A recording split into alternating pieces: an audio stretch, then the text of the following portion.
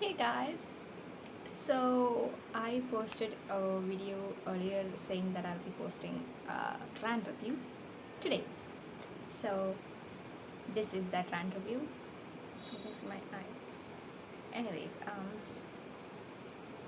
the book that I will be ranting about is The Worst Best Man by Mia Sosa. I think that's Mia Sosa. To just a little background check on her. I have a doubt that she's Brazilian. I'm not really sure. She's an American novelist, and she's also known for her best novel, which is the novel that I'm going to be talking about. Unfortunately, that's not the best novel that I ever read. So, anyways, talking about the novel, there are multiple reasons why I didn't like the novel. Like I said, I posted a video talking about how when I hate female characters it's because they're annoying, and when I hate male characters it's because they're just huge assholes. And the female character in this book was annoying. She was so annoying. Like, it's a new. So besides the fact that the female character was not the best personality ever, it was portrayed in a way that she's said to have the best personality ever. And I hate that so much when books don't recognize bad character or attitude and they just try to romanticize that. That happens a lot if you really think about it. Like, some books have that incredibly toxic relationship and they just try to romanticize that toxic relationship because there's some elements of romance in it, even though it's like overall, if you take a wider look, it's not good. That relationship should never have been, but it's there. Or that one person, he does some really toxic things, but they cover it up because he's sometimes sweet to the female lead or to his partner or whatever. One great example that I would put out there is After. The entire series, Tessa and Hardin, both of them are toxic. Their relationship is toxic, but the entire thing is romanticized at such high degree that they have what, fifth movies coming now? Like, why? Why? What value are they putting out there for young adults? Why? I I swear, I wish I had a YouTube channel when After was like published or the first movie was released or whatever. I would have posted this huge rant review, I swear. When I first saw the movie, I actually liked it. I thought it was okay. It's not that bad. It's like I liked it. And then I read the book. That was the end of it, because the movie sort of like sugarcoated a lot of things that Hardy did in the books. And if you're someone who watched the movie and did not read the books, you'll probably think like, oh, Hardy's not that bad. He is that bad. Read the books. Books are always your first source of reference if it's turned into a movie. So you should never be like, that didn't happen in the movie, so you can't really. No, we don't care that it didn't happen in the movie. If it happened in the books, that's it. That's the truth. That's the universal truth. Gotcha? Now to the main part of the video. I have a feeling this video is going to be long because it's already like 4 minutes 30 seconds and I've not even entered into the real part of the video. We'll see. Anyways, I have posted this pretty, I don't know if you can see me, you probably can't, like, okay, pretty big review in Goodreads. So, yeah, that's long. In Vienna. It's the worst part was that I originally wrote a different review and then it got cancelled because like I had to like put my phone down for a couple of minutes and do some other stuff in the middle of it, and when I came back to it, it was gone. The app was like wiped from recent apps, so whatever progress I had made in the review, it was gone. So I was so mad, so frustrated, you know. Anyways, let's just begin. Officially beginning. So, to give you a small summary of the story, the worst best man is the story is about the story of this. I believe her name was Carolina something. Carolina Santos and Max Hartley. Yeah, Carolina Santos, or Lina as is her common nickname in the book, and Max. Lina was ditched, dumped at on the day of her wedding by her fiance, obviously, who happens to be Max's older brother. Yeah, and it just so happens in a way that Max's older brother sends this very discreet, cryptic text saying, it's like, hey, what you said yesterday was right. This wedding shouldn't happen. Something along the lines. It implied that Max somehow said something that propelled or like compelled Andrew, Max's brother, Lina's fiance, to cancel the wedding. And they cancelled the wedding. But Max has no recollection of this whatsoever because he was so drunk. And then he's the one who has to go to Lina and say, hey, the wedding's off. Does Lina take this lightly? No, she doesn't. She throws Max out of the room, stuff like that. And fast forward 2-3 years later, Max is working at his mom's company, marketing company, I believe, with his brother, Andrew. Suffice it to say, Max feels anchored, and not in a good way. It's because Andrew is like not that good at the job. Max is the one who's doing all the smart work and hard work, and Andrew's just getting credit for it because Andrew's the older brother and everyone's just assuming that all of the great ideas and everything is coming from Andrew, even though it's not.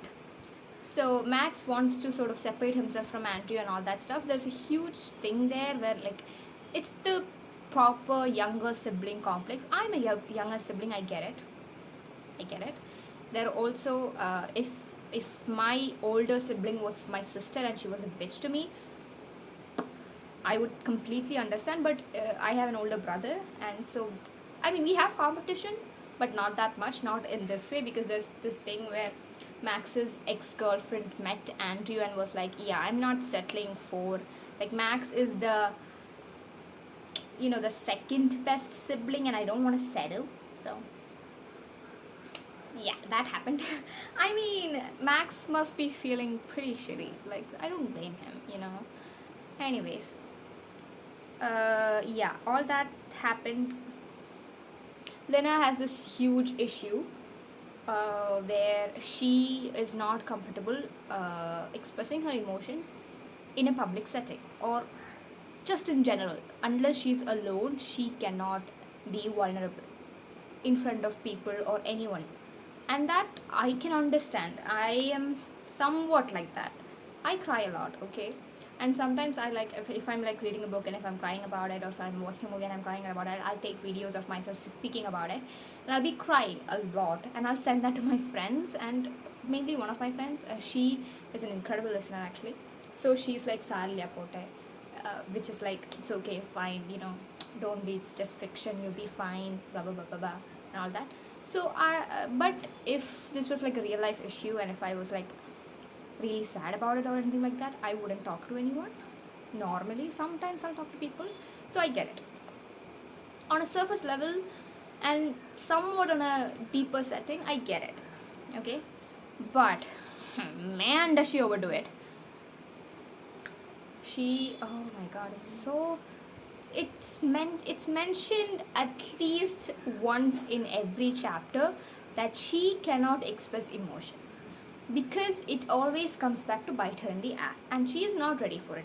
Why? Because she is a woman of color, and expressing emotions as a woman of color is very vulnerable. And what? And people are going to take advantage of her, and people are going to judge her and pity her, and she's going to lose respect. Anybody would lose respect, okay? It has nothing to do with her gender or her ethnicity. Absolutely nothing. But they make it out to seem like it's somehow a gender thing, a racial thing. It's not. It's not. It has nothing to do with your gender or ethnicity if you cry in front of a crowd over whatever issue, and if they pity you, it has nothing to do with your gender or your ethnicity. Just trust me, if a white man broke down crying in the middle of street and everyone watched, they'd be like, what the fuck is wrong with this guy? They would be like, what happened? What's wrong? Why is he crying? That's what they would be. And if it was a black women crying in, I'm not saying it like that, it could be it could be brown. I'm brown. I'm Asian, so it could be an Asian woman, so whatever. If it was a trans Asian person crying, they would still be like, what the fuck happened? What is wrong with him? Why is he them? Whatever. What is wrong? What happened? What propelled them to cry in the middle of the street? That's normal human behavior. Humans, in their core, are very curious, judgy people.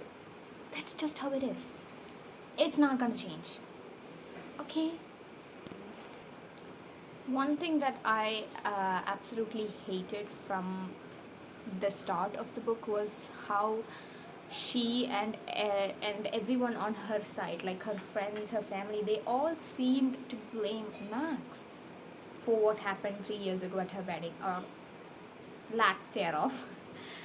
Everyone was giving Max the evil eyes. Sorry, Lina was constantly trying to prank him, to make him suffer, made him eat some really, really spicy pepper, made him, like, kicked his ass at this training thing.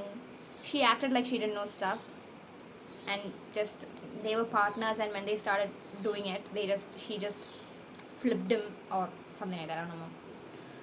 And took him to this cake tasting setting and implied that she was lactose intolerant, so he would do the cake testing instead for one of the weddings that she's planning. She's a wedding planner, by the way. And it turned out that he ate so much cake, he was having like stomach cramps and stuff, and she never had lactose intolerance. She was just simply implying it so that he'll do it, he'll suffer. Why? What's the point? There was this one time when Max was meeting her entire family, and her brother, I believe, was like, hey, I've seen this guy before. And she was like, yes, this is Max. Remember, I believe they said was like, remember 3 years ago when I got dumped at my own wedding? This is the guy that encouraged my fiancé to dump him. Listen, if your fiancé dumped you on the day, on your wedding day, that's on him, not anyone else. It does not matter if somebody said something and that sort of like encouraged your fiancé to dump him. It doesn't matter. At the end of the day, it was your fiancé's decision, it was that guy's decision, and it was his decision to ditch. It had nothing to do with anything else apart from the fact that he didn't want to marry you or anyone else. Maybe you. Who cares? He just didn't want to marry. He was not ready for that commitment. And that speaks more about him than anyone else. Instead of blaming him and realizing that you dodged a bullet there, you blaming someone else? What's the logic in that? And that is not even like, it does not even cover the part where she's just so stubborn and does not even realize that when she does something stupid. There was this one time where they got stranded in the middle of nowhere because her car broke down. Her this really really super old car broke down because the battery ran out or something. And does she do anything about it? She was like, we can jump start it, we can do that, we can do this. He's like, we should call someone to tow the car. You should call someone to tow the car. And he's like, no. She's like, no. We can jumpstart it or whatever. We can like take a battery or something from other. Listen, girl, you screwed up. Okay, that was on you. You need to do something to make it better. You need to do something. Make a plan B or whatever, and then you need to get yourself a night to stay or a way to get out of that situation. Not stay there like being all that stubborn and like swearing. Oh my god, she was so annoying. If you made a mistake, admit it, make amends, move on. I believe what happened was, at the end of the day, they did call it tow or someone, and then they almost spent a night in the barn, but then he decided that we're going to pretend to be couples so that we can spend we can spend the weekend at this couples retreat thing that was going on. So they had to pretend like they were couples, and the famous one bed trope came in. I'm excited for one bed tropes all of the time. It's like one of my favorite things. It's so fun. Okay, it's not one of my favorite things, but it's so fun. This was just not it. Absolutely not. I mean, I already hated her so much at this point, so I skipped so much of this book too. Like, whenever there were scenes like romantic scenes or whatever, I just skipped it because it was so cringy. So, where were we? It's 17 minutes. This video is going to be long. Rant reviews often tends to be very long because you're ranting, and my rants tend to be very long. So if I ever give a rant review in the future, know in advance that it's going to be long and it's going to be so much nonsense in it, and I'm just gonna be,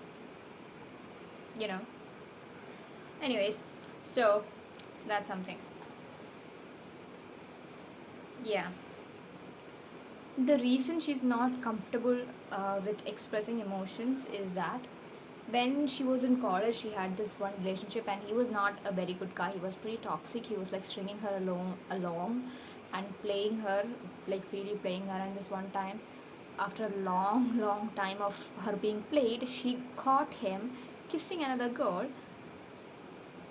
I believe they were in college, and there were a lot of people around. It was like in a hallway or something, and she made a scene apparently, and she's like begging him to stay or asking questions and making accusations and just crying and breaking down. And it's like she looked around and everyone was looking at her with pity, and that she lost some respect that they had for her in that day. Understandable. Okay, if I very much relate to that, because when I was in high school, there was this one time, I was in like in 8th grade, I think. I broke down crying in the class, in the middle of the class. Everybody saw. Worst moments of my life, one of the worst moments of my life, easily. And I never want that to happen ever again. I don't want people to view me as if I'm weak. And crying can be, yes, it is perceived as weak. So you don't do it. You just try to control yourself as much as you can. And I've learned so much in that region, and I rarely ever cry in front of people anymore, unless I'm very, very, very comfortable. I don't remember the last time I cried in front of my parents.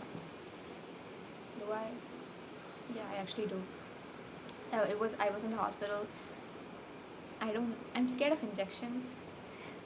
Syringe in general. I was getting one in my bum, it hurt like a bitch, okay? Yeah, I cried a lot that day.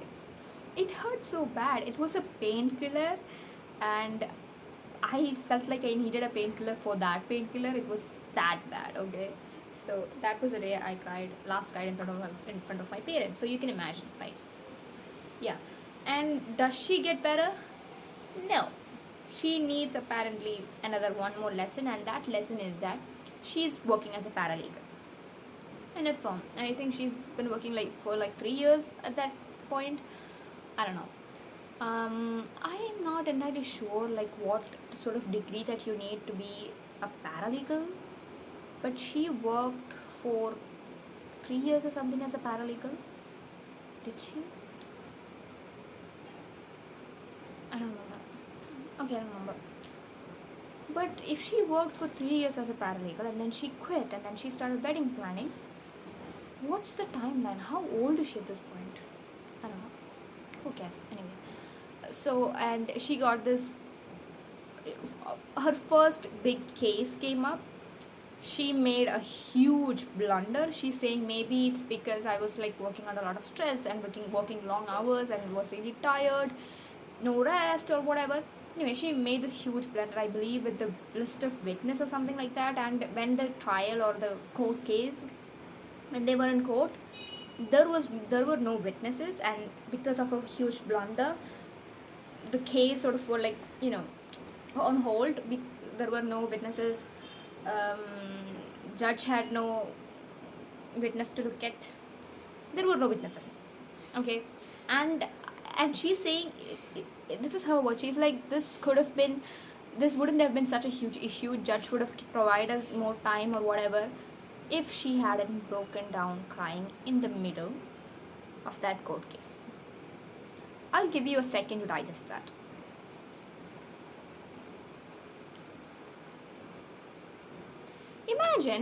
Just imagine, entirely different scenario.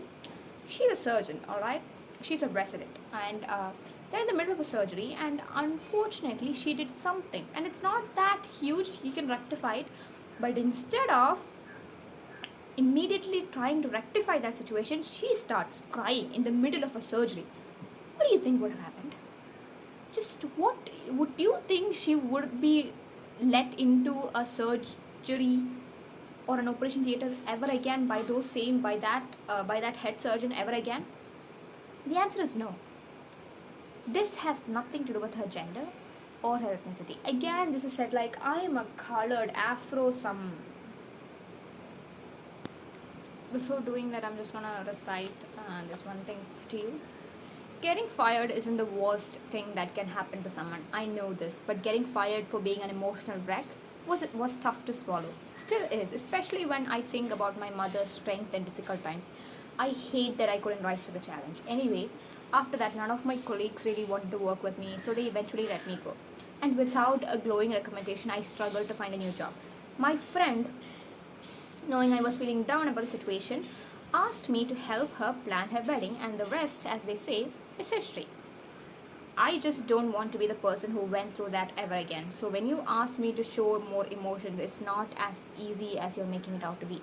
And it's not emotions as in the sense that they're asking her to cry, or just when she's in a tough situation, they're not asking her to be emotional with me, with us, in front of all of us. No. She's a wedding planner, and her clients say that she's just not excited about weddings. If I was having a wedding and if my wedding planner was not excited about weddings, I don't think I'd be that into it. She's a very good wedding planner, like she's very organized and all that stuff, but she just doesn't pass the white check apparently. So I don't blame the clients. And this guy immediately is like, shit, I'm a white man. And I'm embarrassed to realize that none of this would have occurred to me if Lina hadn't forced me to see it. It's a privilege I take for granted. The ability to be who I want and say what I want, no matter the space I'm in. How many times have I watched a male colleague get red in the face because of a perceived slight and stomp around in a conference room because of it? Did I ever look at him with derision? No. But a woman's tears in the same conference room, yeah, I have to admit, they made me comfortable. They're talking about two very different things here. Getting angry and crying. If a man cried, you think you'd be comfortable? You think he would be comfortable? You think anyone would be comfortable? No. People are more likely to accept a women's tears than they are to accept a man's. Okay? This month, June, is mental health month, I believe. It's not just Pride Month this year. Big shocker. Yes, women are perceived to be more emotional. And I believe women have more emotional capacity, and more than that, we have the right and we have the freedom to express more emotions than men do. Men are oppressed in this situation.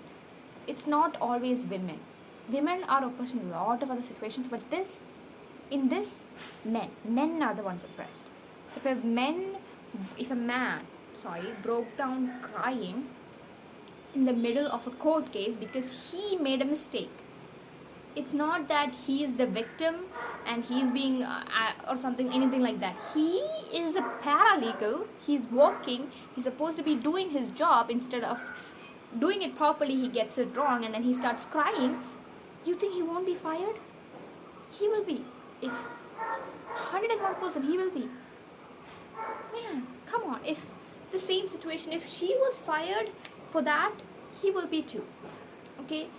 If you want to show discrimination against women of color in a workplace, there are better ways to do it.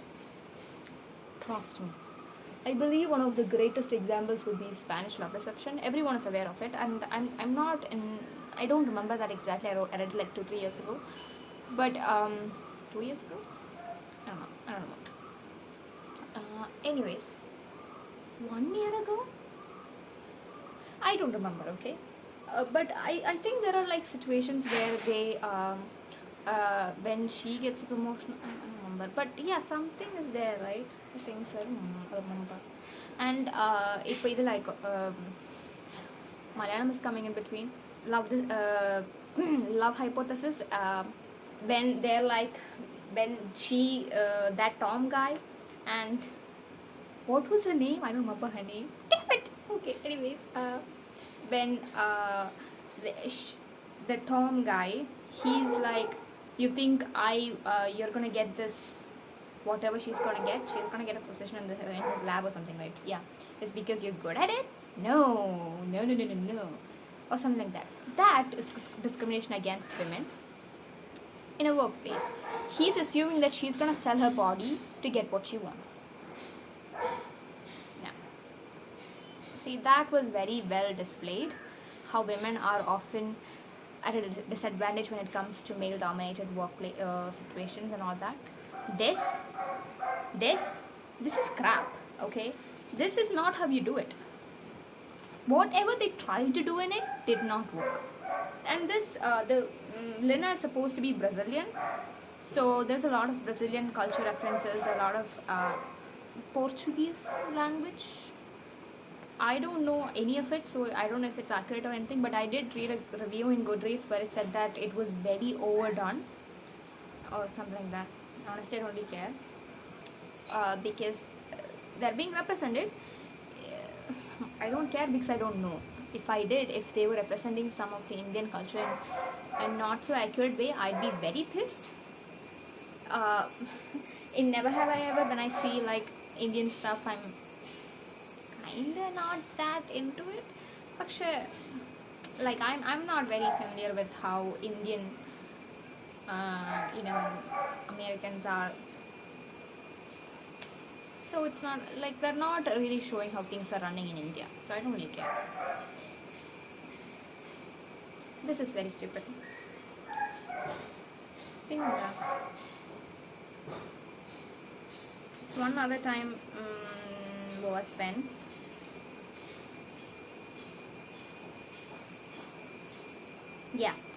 this one other time was when I don't know if I told you guys this, but she's like supposed to be working with Max, right? And they're working for this hotel empire franchise. What's it called? Whatever. So they're working for that thing, and they're like that hotel thing franchise enterprise is like rebranding. So they want this specific wedding planner rebranding thing. They want to expand on that. So they're like deciding between two people, and one of them is our female lead. So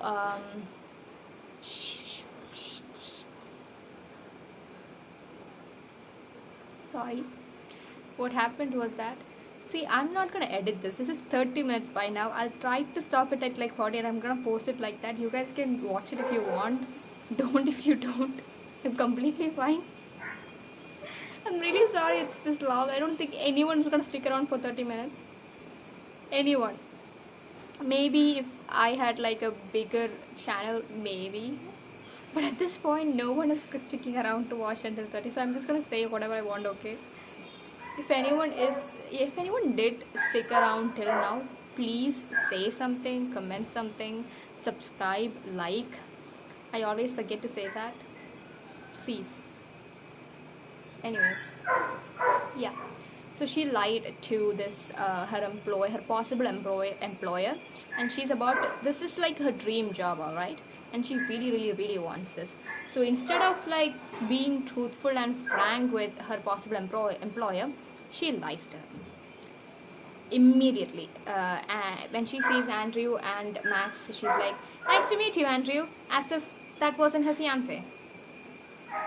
Anyways, they get caught. Rebecca, the employer, she realizes stuff. Those are my dogs. Excuse them, please. And it's like she explains a lot all of this, and she's like, Lina, I understand. I don't like what you did, but I do understand why you did it. You see, I'm the CEO of a hotel group founded by my grandfather. My concern has always been that people will think they can pull a fast one on me because I am plainly in position as a result of favoritism. More like nepotism, not favoritism. I'm not imagining this either. It's happened so many times that I expected. With you, though, I didn't get the sense that it would be an issue. I try not to build the kind of walls that would make it difficult to interact with my staff, but I do have my days. And today has been that kind of a day. In large part because I discovered that you and Andrew and Max had deceived me. People do what they need to do to protect themselves from things they fear. I'm no different. Neither are you, apparently. So, yes, I get it, but I don't like it. That's all I can tell you. And immediately, her response, like Rebecca's response, no, our female lead's response is that in her mind, alright, it's refreshing to speak with someone who not only relates to my experience but also doesn't think the way I respond to is entirely flawed. What? How does Rebecca relate to your experience? Her experience is that people sort of try to take advantage of her because they think she's not worth her position because she's a nepo baby. What does Lina have to relate to that? How is the situation similar? Like, I still don't understand that, by the way. Like, what do you mean? What does that have anything to do with?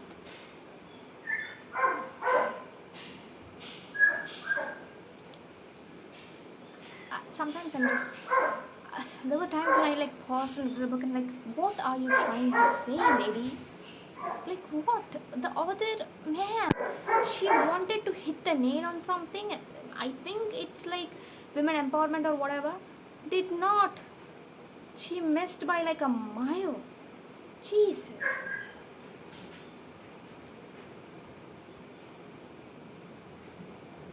I think I covered all of that.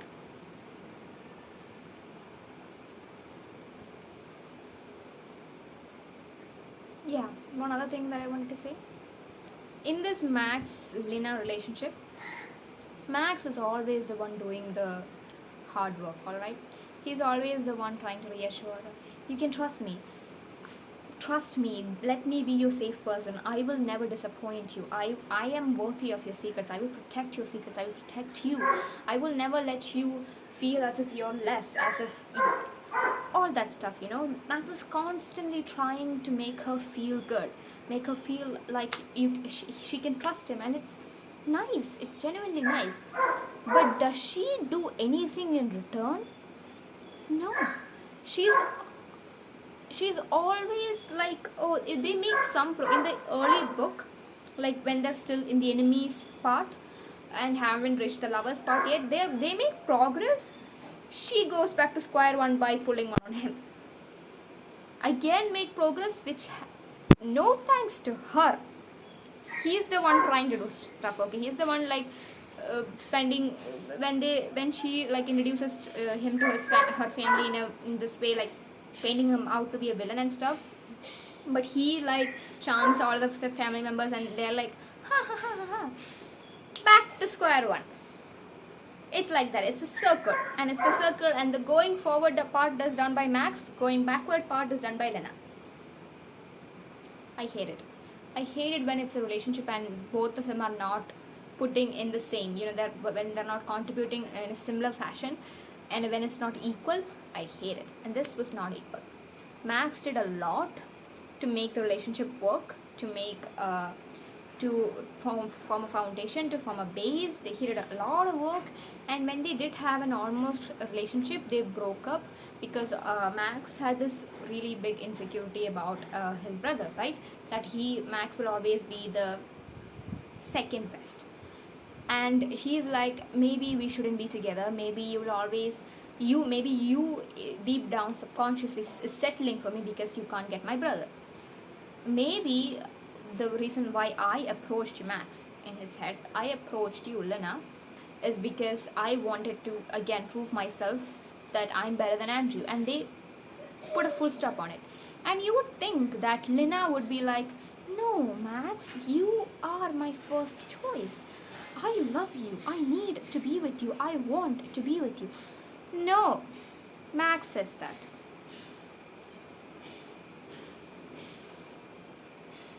The girl, she did absolutely nothing. Nothing. If you want to learn how to like contribute as less as possible in a relationship, you can learn from Lena. Yeah, she's a very good example for that. It was so bad, bro. This is 37 minutes. So I'm gonna end it here because I feel like I've spoken about everything. Oh, one more thing. There's one more thing where I was like, see, if you want to talk about an issue, you have better ways to talk about it. If you want to be inclusive, you have better ways to be inclusive. Putting something about a lesbian couple in brackets, not inclusive. Don't be inclusive just for the sake of being inclusive. Okay? What was the point of that? It was like, I believe she's saying about the weird things that can happen in a wedding, and she's like, a lesbian couple deciding to wear a cream pantsuit was my favorite. In brackets. Make sense. Make that make sense. Why in brackets? Why say that? It could have... Oh, that was so unnecessary, I swear to God. I need a stress ball. Why? Just why? Yeah. Overall, guys, wouldn't recommend it. So if you did stick around up until now, please like and subscribe and share and comment. My name is Krishna, signing off. It's fun to say that, isn't it? I hope I never say signing off again because it's cringe. But I will be posting this as it is. No editing done whatsoever because I feel like it's a rant review. What am I going to edit? My rant? Rants are not supposed to be edited. If you guys want, I don't think anyone will see it to comment, but if you guys want, I will do a good review, not a rant review, just a normal review of all the books that I gave 5 stars in this year up until. I've read, I believe, 43 books. Yeah, 43 books in like the last 1 month. It's a good record, right? Yeah. So, bye.